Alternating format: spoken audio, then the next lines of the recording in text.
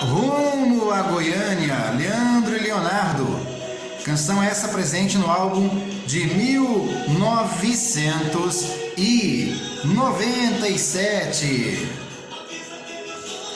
Esse álbum foi volume 11, que é composto de canções como Cerveja, Essas Mulheres, Rumo a Goiânia, Anarriê e Cama Fria. Esse foi o último trabalho da dupla lançado enquanto Leandro estava vivo, já que o disco posterior, Um Sonhador, seria lançado 3 semanas após o falecimento de Leandro. A faixa Onde Foi Que Eu Errei tem como vocalista principal Leandro.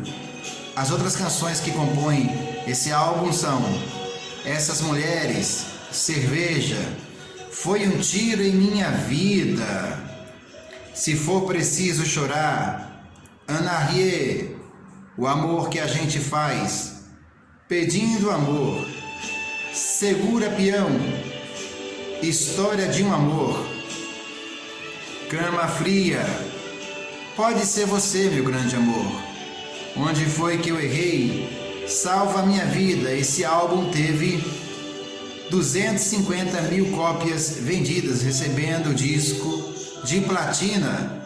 Leandro e Leonardo, volume 11.